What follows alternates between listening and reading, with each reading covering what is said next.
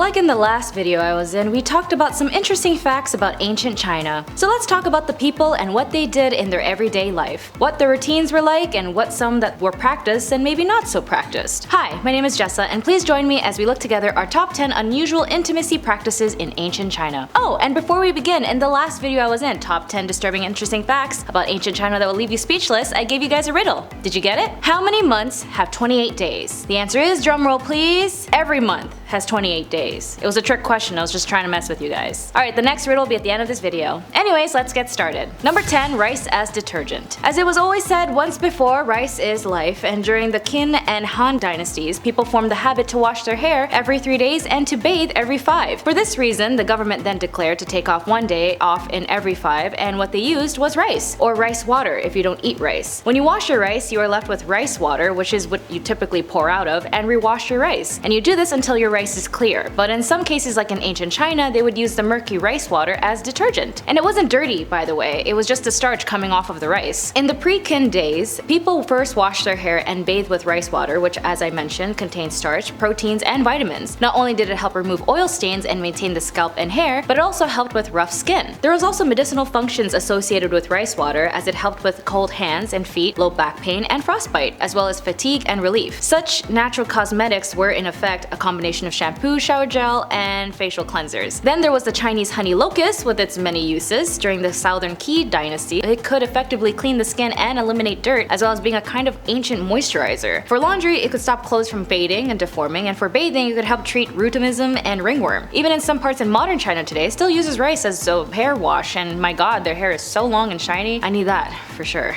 Number 9, salt and vinegar toothpaste. When it comes to hygienics, your teeth should definitely be included. In some places like ancient Rome, they used urine to brush their teeth. Some parts of the Victorian era used salt, and for ancient China, it was salt, but hold the P. It was vinegar instead. Just like Little Miss Vicky's chips, the ancient Chinese civilization, or at least part of the Wei and Jin, Su, and Tang, would dip their fingers in salt, tea, wine, vinegar, basically the latter, to wipe their teeth and rinse their mouth. Written by a famous ancient Chinese doctor, Essential Recipes for Emergent Use Worth 1,000 Gold, mentioned getting up every morning and putting salt on your mouth, hold it for a bit, and rinse with warm water. As it was noted, to make your teeth firm, later the ancient Chinese no longer used salt to clean their teeth because they had by then discovered an exclusive recipe, tooth powder. Number 8, horsehair. A very common thing in ancient times is to figure out what is the most basic way to self-care, and when you figure out you gotta use salt and vinegar as a toothpaste mix, normally one would use their fingers as an application. But in ancient China, they figured to migrate from using their hands to using willow branches at first. The method is to first take a small swath of willow branches and rinse it clean, then one end is chewed until the branch fibers are exposed and the end becomes hairy. In this way, a simple toothbrush is achieved, and after that the toothbrush was dipped in a little of that magic tooth powder. Brushing teeth complete, very simple, and in low in cost. Later toothbrush was upgraded, with the wise Chinese using animal bristles to make toothbrushes that were very similar to those of today. Most of which employing pig bristles. Although the texture was a bit hard, it was cheap. But for the rich, they would use horse bristles because they were apparently softer and more comfortable for brushing the teeth. Even the Southern Song dynasty, there was a shop dedicated and specializing in production and sale of toothbrushes. They became more common and were made of wood and bamboo, very similar to today's upgraded invention, and they would have 2 rows of holes where they punch a horse bristle and have it attached. Number 7, threading. When it comes to shaving or plucking one's hair, you'd have to take the conventional means of using a razor, a tweezer, or sometimes wax. Ancient Chinese, however, didn't have a culture where it was typical to custom to shave one's hair unless it was facial hair. The concept of threading is very popularized around this time and is actually still very common practice today. You can find a specific threading store in your area too. The practice is to remove delicate facial hair to make the face look smoother, as both women and men would use this treatment typically to look good before a wedding. Basically, you'd first start the application with lime powder to the face, then a wet cotton thread is then twisted up, down, left, and right around the hairs to be removed, hence threading. They'd use this method using their teeth and their hands. As I mentioned, it's still used today by many different cultures as well, and it's a still popular method used by elderly people in China today. Number 6, toilet papier. The invention of the toilet has been used as a way to ensure human waste was distributed away from the rest of the town, so that the sustainability of health and wellness of everyone else was separate. But the concept of toilet paper was made in ancient China after people were getting sick of using leaves and branches and even rocks. After the Han dynasty, there was a special tool called chugi, made by cutting bamboo slices into stripes. The shape was thin, flat, and slightly wide around its edges. The better models had greater water absorption and a light fragrance. The upper classes would also wash themselves afterwards with water and then even use aromatherapy. It took a very long time for the chugi to give away its paper due to the latter's of high cost. It was not until the Yuan dynasty, and then the only emperor generally used straw paper. And the Ming Qi dynasty, straw paper was often used by common people, with royalty opting instead for silk. Number 5, smallpox snack. This is gonna be a little nasty for some, but before I get into it, when it comes to medication, especially in an era where protections against viruses, disease, or infections were scarce and uncommon, in ancient China they had written down guides on one of history's first vaccinations. Even before it was written down, people have heard usages of vaccines and figured they could do it themselves. So when parents heard of feeding scabs of smallpox patients to their young as a form of smallpox vaccine, they figured it might work the same way. Like chickenpox, they thought maybe exposing yourself to smallpox could keep you healthy and help boost your natural immune system to deflect the illness. But of course, this made the situation more worse for them, as this form of treatment wasn't any better. Instead, doctors would actually crush the scabs into a powder and then blow them up people's noses. I mean, it did work for a bit, but it was 2% chance getting smallpox scabs inhaled into your nostrils would infect and affect you mortally. However, it was a better chance statistically in defending yourself against the smallpox spread head on. So naturally, people all over would sign up for this effective cure. Of course, we don't do that now, but hey, c'est la vie, whatever it takes. Number 4, I could hair less. When you're living in Imperial China, you could pretty much bet off the chance you might be getting micromanaged. So much to the point it might irritate you and shave your head. Unless that was the requirement, then keep your hair the way it is. But unfortunately, that was the requirement in this era. When the Manchus conquered the Ming dynasty and established their own Qing dynasty, the new emperors forced the Chinese to wear their hair in a style called queue. The queue was basically a shaved forehead and a long braid down the back, and the men would be forced to wear their hair in. Cutting it could result a one-way trip to the gallows, as it was illegal to remove the queue or for men to wear their hair in a different hairstyle. Chopping off the queue was a sign of rebellion against the government, and the reason why the death toll in the Taiping rebellion was so high was because Qing forces could easily spot the rebels, as they were the only ones not wearing a queue.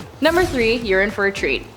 Of course, like all civilizations in the past, they need to utilize all of their resources as much as possible, especially the ones from our bodies. Previously, as I mentioned, how in Rome they would use urine as an honorary mouthwash to keep them teeth pearly whites, but in ancient China they would use urine as medicine. They invented it basically endocrinology in the early 200 BC, which is, for those who are too lazy to Google, the study of hormones and endocrine glands and organs. Hormone secreting glands and certain organs in your body make up your endocrine system. When they were picking human secretions, the ancient Chinese chose pee. They would gather up to 150 gallons of male urine in a large pan and boil it until it evaporated. A crystallized hormone that they would then call an autumn mineral would be left behind, and it was just crystallized urine. They couldn't exactly inject hormones back in the day, so they would take the crystallized urine by eating it. They ate a lot of it. And for each dose, one medical paper instructed, take 5 to 7 pills with warm wine or soup before breakfast. And to be honest, it actually worked. Using it as a hormone was able to put a more in-depth understanding of medicine as a whole, and China would then develop a whole field of medicine 2,000 years before the rest of the world. Still no idea who thought of taking pee, boiling it, and placing whatever was left back into one's mouth, but we gotta start somewhere, I guess. Number 2, Twinkle Toes. I want to make a joke about that Nickelodeon guy, that one producer guy who had a specific taste for this topic, but that would have been a step out of place.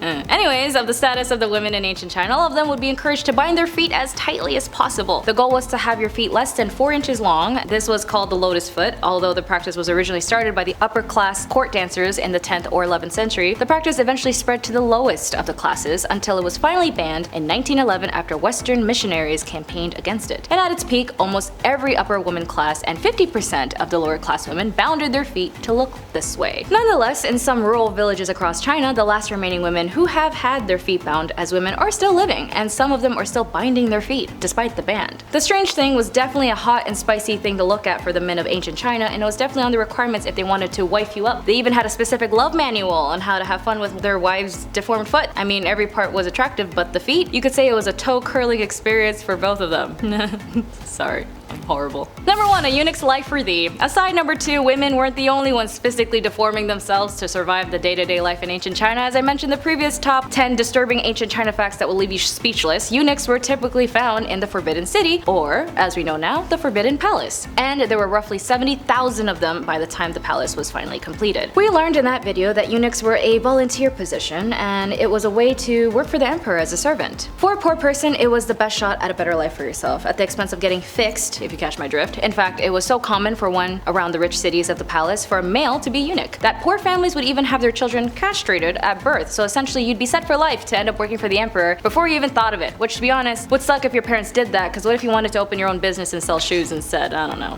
It's it's your problem now. Oh well, either way, being a eunuch was a decent and fairly popular career for a man to just chop it off. Self-castration peaked during the Ming Dynasty, and as one point it grew to an inevitable 100,000 eunuchs working across the country. So many people were committing to the cause that the government had to chase neutered jobless men away from the palace. Eventually they set up an application process where 200 copper coins could get you on a waiting list for eunuch career applications. 250 could work for the emperor, but that was out of 1,000 applicants, so many would end up jobless and wonder why they snipped their doodle in the first place as they begged on the streets. So what was your favorite on the list? Did you learn anything interesting today? Let me know. Oh yeah, your next riddle. Are you ready? What kind of tree can you carry in your hand? Be sure to put your answer in the comments below and I'll reveal the answer in the next video, top 10 evil women from ancient Egypt nobody told you in textbooks. That's all for today. Thank you for joining me. My name is Jessa. Be sure to like and subscribe and I'll see your beautiful faces in the next one. Bye!